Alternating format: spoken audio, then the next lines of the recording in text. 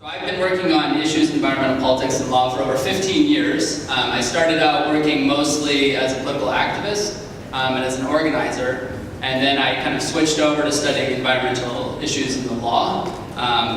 And in 2012, so this is me on the lower right, okay, as a young man in the Pacific Northwest. Anybody know where that is? You've heard of Seattle, right? Yeah. Okay, yeah, so in Seattle, I spent a lot of time outdoors, okay? But I came to New York in 2008, and in 2012 I was unfortunately physically assaulted and hospitalized, and I lost about 40 pounds, right? So I went from healthy Pacific Northwest salmon-fed person to what you see before you. So I had head and jaw injuries, and I had a traumatic brain injury. And in 2014 I was diagnosed with post-concussion syndrome and post-traumatic stress disorder. But I also met my wife, Jay, in that same year, in 2014. And we began a grassroots organization called Eco-Urban, which is providing eco-educational opportunities. We started out with PS126, which our friend Anthony helped us start, which is in the Lower East Side.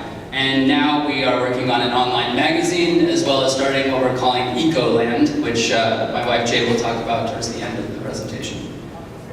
So throughout my kind of work, and especially through the trauma of the last few years, I held on to my love of nature and my love of gardening. So if you see that upper right corner, that's my hill-sized boxed apartment in Murray Hill, right? It was all of about 12 feet long, right?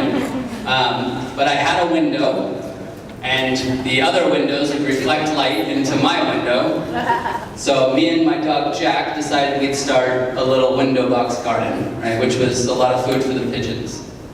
But after time of working with Jay, I actually started putting edibles inside, right? So we grew some basil and some cilantro. And I want to talk a little bit just about how gardening, eco-farming right here in New York City, and then just kind of the process of the visual arts, right, which was not something, I was aware of the visual arts as a lawyer and political activist, but I wasn't really involved. But that process itself has actually been a very healing process, both for my mind and my body. And so I'd like to advocate a little bit of that, and most of this really comes from our time. We spent a year on a houseboat, and here's our little model here, just off of Plum Beach. The next slide shows you kind of the bad news of the boat. So we lived on the boat for a year, and we were in a process of growing, and this had been our third garden that we worked with other people. And unfortunately, some of the people that were on the boat had some issues with what we were growing. And so they wanted us to grow, I guess, tomatoes or something, and we were growing a large variety of different plants and vegetables. And so we walked up one day to the garden, and this is what we saw. And we were locked out of our own garden. Wow. Right. So I might say, and this is the politics part, right? When it comes to environmental politics, and I talk about this when I teach the class, right? The environment can't advocate for itself. Right? You know what I mean by that, right? The trees can't tell us, hey, stop, cutting us down. Right? So I want you to remember, because you might hear other people say differently, but in my experience in 15 years, people suck. Right? When it comes to our relationship with the environment, it's people that are the problem. And oftentimes it's in very violent forms like this, when we're helping others, right? They don't necessarily see it the same way that we do. So I want you to just keep that in mind, because politics is about who gets what and how. Right, so you'll keep that in mind.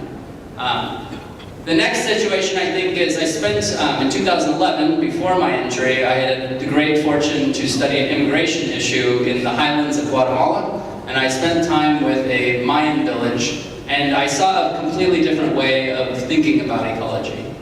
So the last panel actually talked a lot about oikos, and that's where I actually was introduced to the concept of oikos as well as being home, because in the village I was in, it was literally living in the earth, right? So not living with the earth, not living from the earth, but living in the earth, right, is a form of oikos, right, of being home. And so through that process, I began to really reconsider the notion of reducing my carbon footprint to creating a positive environment around me, right? So I like to think about it as +1, and the people that you'll see on the panel today, right, we've all kind of had that idea, right? It's not about reduction of being a bad person. It's not about a reduction of pollution. It's not about a reduction of, manipulating the environment. It's about how can I actually be a positive impact on the environment. Okay, so hopefully you'll keep that in mind as we look at some pictures. And then finally, in my own very literal situation, I realized that I had to build a movement, meaning I had to find people who thought the same way I did and who were actually really interested. Okay, so really actually interested in making a change, or literally I was going to die. Right? I mean, either from depression, right, from suicide, or literally from other human beings. Okay? And so I want you to keep that in mind as well, is that one thing that the visual arts does, and I know many of you take pictures with your phones, right? So one thing is it allows you to express yourself in a way that other people can kind of express with you, right? Because words don't always do it, right? And so I want you to think about that. What do these images say to you that you wouldn't be able to say in words? Because I can say for 15 years I was focused on words, right? And I see now that images are really a necessary aspect of this process. So we thought of kind of three things, and this is part of a grant that we were a part of back in 2012, 2013, which was the Bridging Cultures to Form a Nation grant. And I saw a problem here on campus is that before we could bridge cultures, we needed to bridge the arts and the sciences through the humanities. And so the way I was able to kind of recognize people like Professor Cologne and Professor May and other scientists that were in the field is they were really kind of going out of their way to provide visual examples, hands-on examples, and really just ways of talking to people who were not scientists. And so that made me think, right? We need to think about seeing as an experience of not just like what we see with our eyes, but literally as an expressive idea of how we see our environment. What's important to us, what are the things that we care about, and then how can that really be a part of other people's kind of, I don't want to say agenda, right? But how that can fit into their lifestyle. And I think that, the best scientists are the ones that do this. And then we learned this great term from Professor Cologne, right, is phenology. And for me personally, it's very literally important because I like this idea of the changes that come, right, from science, right, from the earth. So it's easier for me now to think about our life's changes, right? So as we go through these reproductive cycles ourselves, it's not just about, right, sexual reproduction, but also reproductions of who we choose to see ourselves as, right? So are we environmentalists? Maybe we weren't, but maybe we can be, right? Are we advocates? Are we allies, right? These are all things that we can go through processes, that life itself can help us understand these ideas. And then finally, I think the humanities brings us the concept that all human cultures have had forever, right? Just storytelling, right? So how can we use images and science to tell stories about nature itself? So at this time, I'm going to turn over the presentation to Jay, and she'll talk about some of these pictures as we worked with students here in Kingsborough. Hi, my name is Jay, and I'm a photographer, artist, and gardener. So last week I conducted a photo workshop with a few students, and so we studied phenology and how to use photography to tell stories. And here is a picture from Miss Jerry Dolan, and this is a mandarin duck. And she won't tell me where she found this beautiful duck. I'm very jealous that she saw it, but I'll let her tell you a little bit about her experience. I'm Jerry Dolan. I'm a my-turn student here at Kingsborough College. And actually, I had gotten an invitation to participate in the Eco-Fest. And I was very happy to be invited because it sort of fits into a class that I'm taking this semester, which happens to be photography. But I did do a couple classes in biology because I am looking to graduate from Kingsborough this summer. Anyway, for those of you who are on campus, we are here surrounded by water that we see every single day. And even though I am a native New Yorker, busy lives, busy times, we don't necessarily take the time out to see what exactly is around us.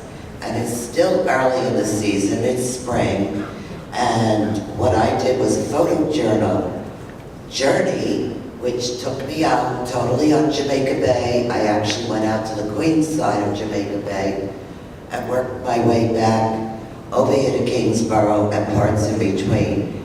And actually what you'll find is that there's a whole ecosystem other than what you're seeing right out in front. And we have woodlands, sand dunes, beaches, ponds, salt marshes, and also forest lands. And at this time of year, you find that the birds are coming back. There's live creatures that are coming up on the shoreline and laying their eggs for feed for the returning, I don't want to say ducks, the sea creatures that walk along the beach, and they're looking for food.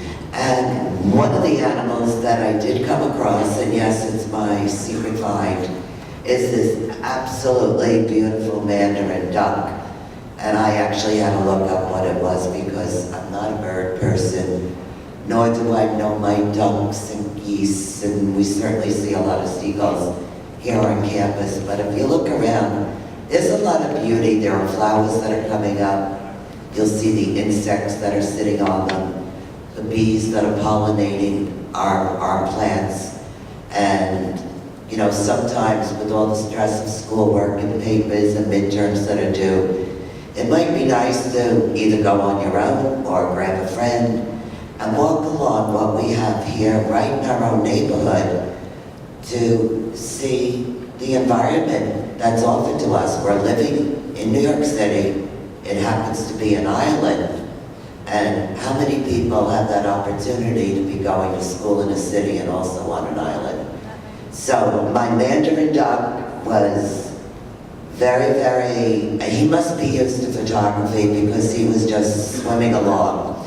And then all of a sudden he turned himself around, and I did take a few of him and just thought he was the most beautiful creature that there is living in our neighborhood. Okay, so our next picture is from Megan. And what I like about this picture is that she's captured a beautiful, colorful world of these little flowers. I like that in this picture you can see the plant structures, and you can also see the stages of the flowers opening.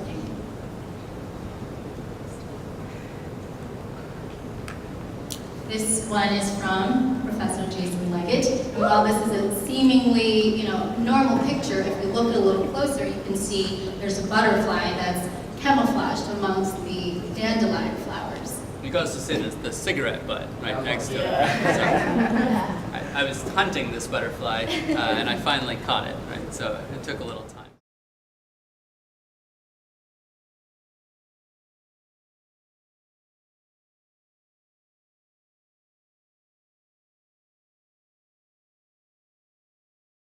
Next is from Alyssa, and Alyssa has taken a beautiful portrait of this seagull, and the seagull looks really regal. I like that she used the depth, and you can see that how expansive his territory is in this picture. So you can see that bridge right behind him.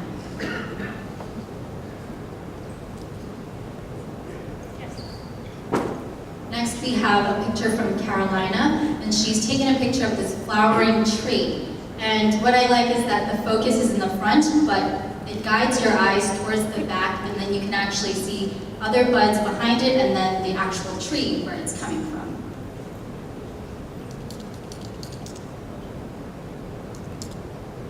And this is my picture, and I wanted to take advantage of the curves of the rocks, and then have the rocks lead your eyes to the ducks floating around in the back.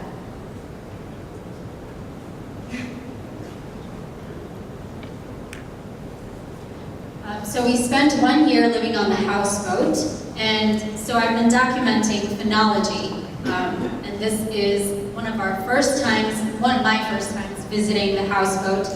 This was probably in February, and as you can see, it's frozen solid, and it was as cold as it looks.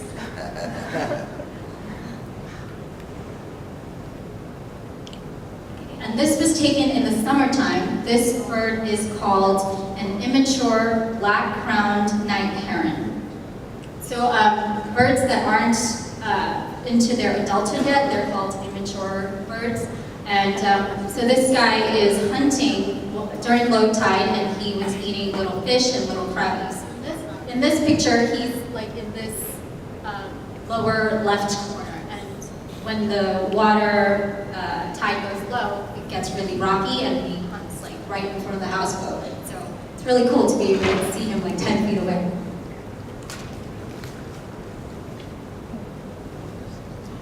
This is a flock of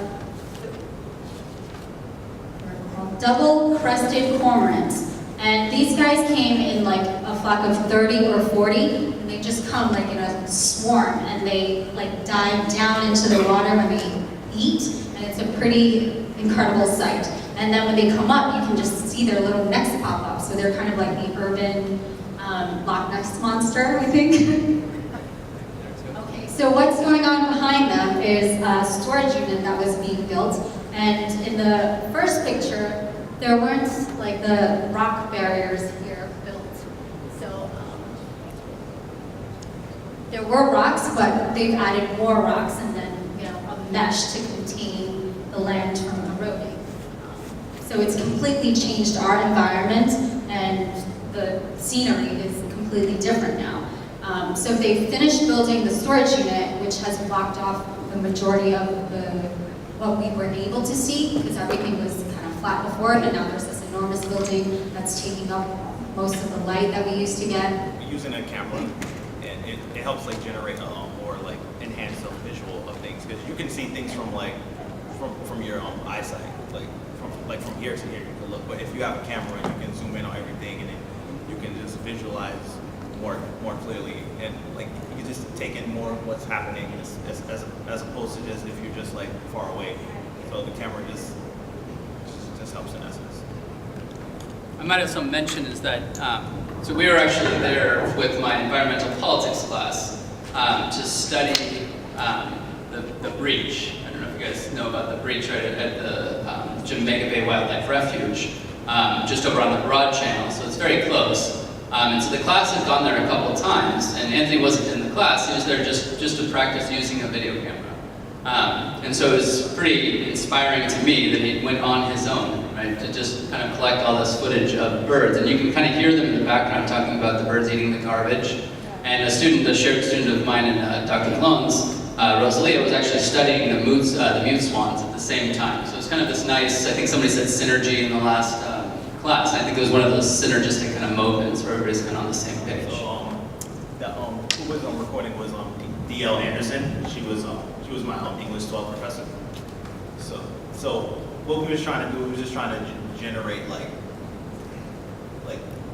the importance of like eating healthy, So while doing so I partnered up with Jason, and then what we did was we started the after school program, and that helped like other students that was at that school. They like learned how to urban farm and work together and do certain things, as opposed to, even though it was hard work, they still like had time to learn about certain things as part of the environment.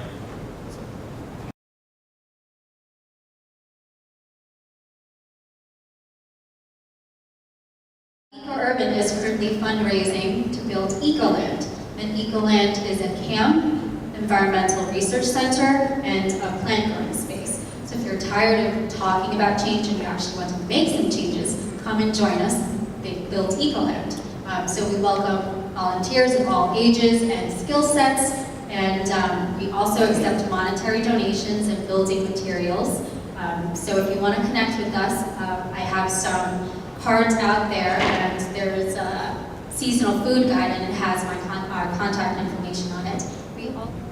Does anybody have any questions? Yep. Hi, I have a question for Anthony Chapman. Where did you record those 2 videos?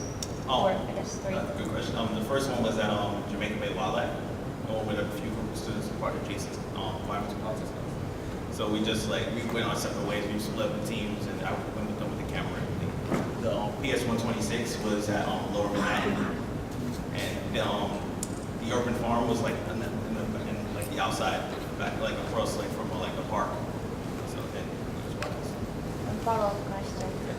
You say Jamaica Bay Wildlife, but it encompasses quite a large area. So would you say more around Palm Beach or so? It was like the Queen side. Okay. With the marshes and stuff like that. All right. Yeah. Thank you. No problem. Also, another question for Anthony. You were saying that you were zooming in with the camera and getting a nice shot. Was that because you didn't want to change the behavior, so you were staying back and Yeah, that was their natural behavior? Yeah, that's part of it too. But I also zoomed in too because you can see things from from your perspective, but it's like you zooming in and you're zooming in on their habitat and what they're doing. Was that for a class? What was that project for? I was just like the photographer. Just, For which project? it was part of EcoFest, like 2014. I noticed in the beginning of the presentation, you guys had photos of planting fruits and vegetables, some videos. Does it trouble you guys that there's some fruits you find that should have natural seeds in them? They're not being produced with their natural seeds. You'll buy sometimes oranges or like grapes and they're seedless, and you've heard since we were young that the fruits carry their own seed from within them. Sometimes it's hard to even plant certain vegetables because everything's so artificial now. It's almost like you don't know if you're planting the natural fruit or vegetable that you actually want. So what would be like your, advice on that? Because you guys are focused on eco and being urban, so I know that comes along with that. So I think one of the ways to take control of your own food is to grow your own food, and you can buy organic seeds or seeds that are non-GMO, and that's a good way for you to be able to not, eat the garbage that's out there. I think so. I'll plug the Urban Farm, right, as well here at Kingsborough, right? So you can go work with them, and you know for sure where that's coming from because you can see it. But yeah, it's very troubling, obviously. Yeah, very, very troubling. This might be off topic. Do you think there'll ever be some kind of law or regulation on growing your own food? Well, there is, right? So there's a case, Supreme Court case, Wickard versus Filburn, right, from the 1930s, which already has prohibitions on growing your own food. Right? So, yeah, I'm sure there'll be more. There's no like specific regulation that you can't grow your own personal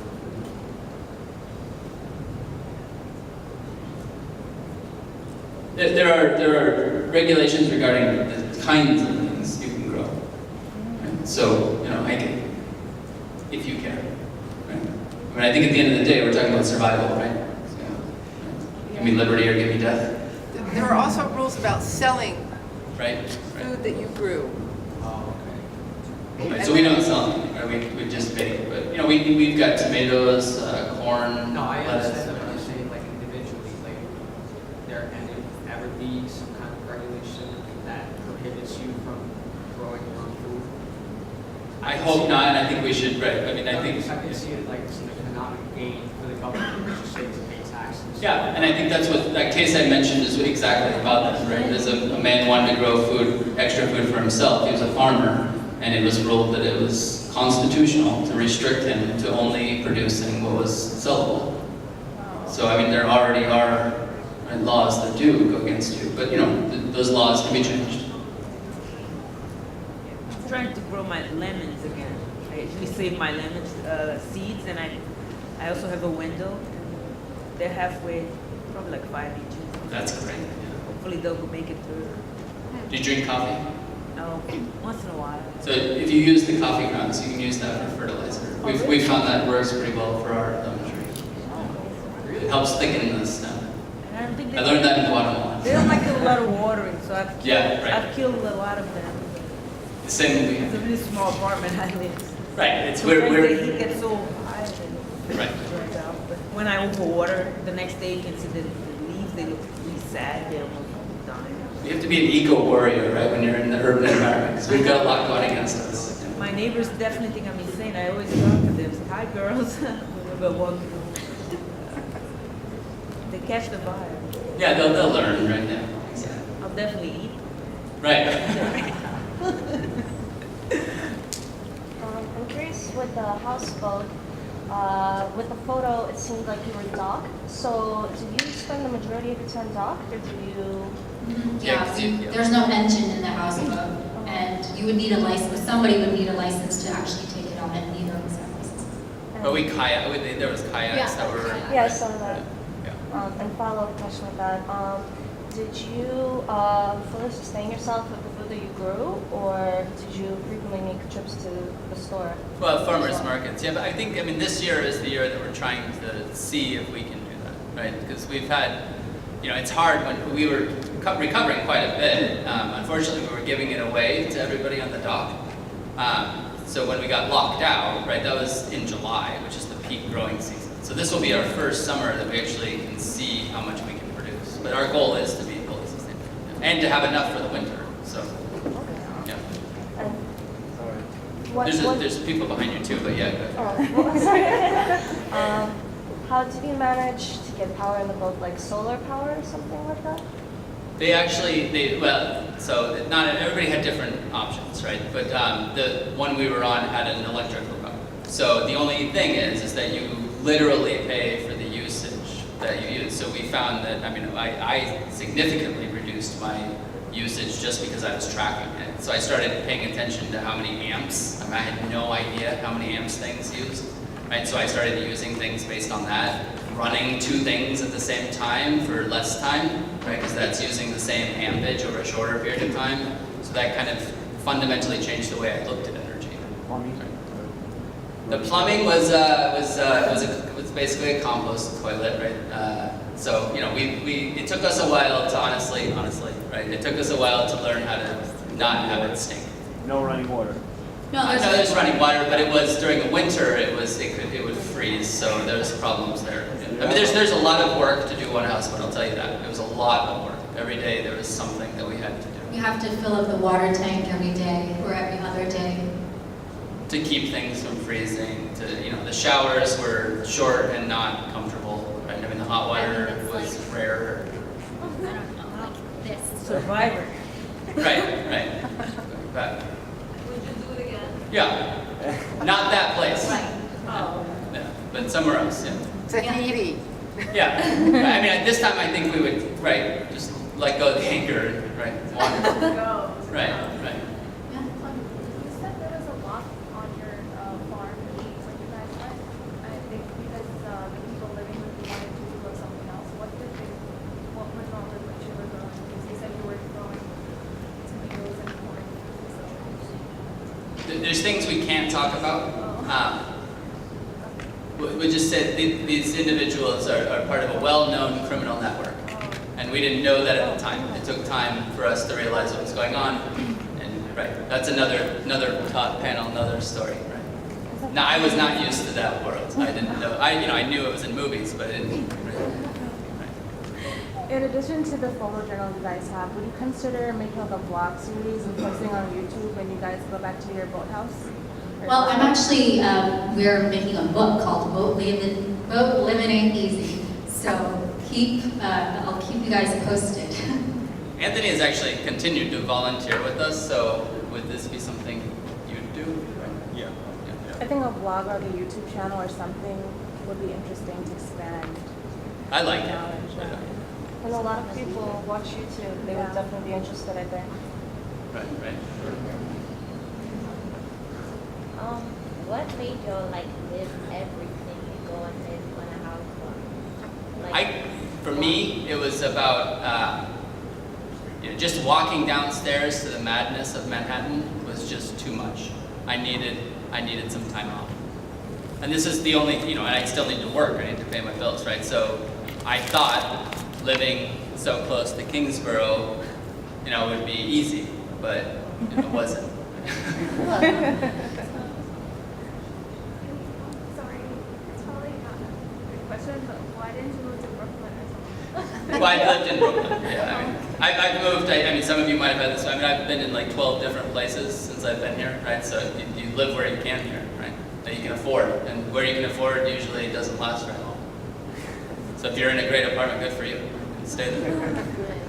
With Ecoland, how far along are you guys in terms of having people, the number of people who are actually signed up to participate in the program? We're starting now, so. Like now? Now. Okay. So we've got builders, we've got people who want to help us build, we've got a professor here that volunteered to help do the livestock, like chickens and things, so we've been looking for affordable land, right, up on the Metro North line, and that's not very easy. If you look up on the Metro North line, there's lots of farming land that has been completely paved over, right? There's malls there now, and that's all great farming land. It's just been destroyed.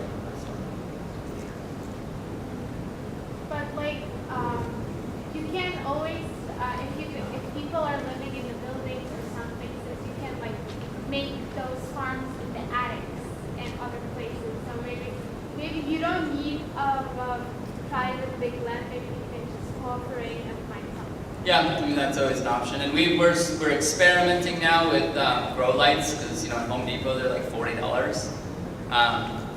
I haven't been as successful as Jay has, so I've been trying to do water plants, and it's not great so far. But I'm hoping this summer I'll get better.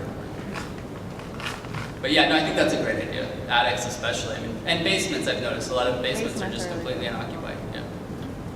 Rooftop. Rooftops, yeah, would be great. Yeah. To get one is the